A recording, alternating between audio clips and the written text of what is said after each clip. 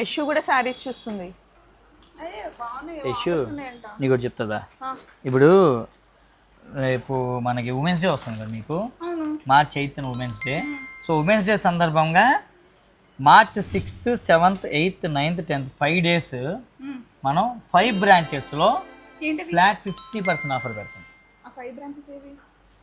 అసలు పాయింట్ అర్థమైందా? 5 branches urgent branches చెప్పాలి అంతేనా? బ్రాంచులు హైదరాబాద్లో ఏమో కొత్తపేట్, నిజాంపేట్, ఏఎస్ఓ నగర్ 3 బ్రాంచుల్లో.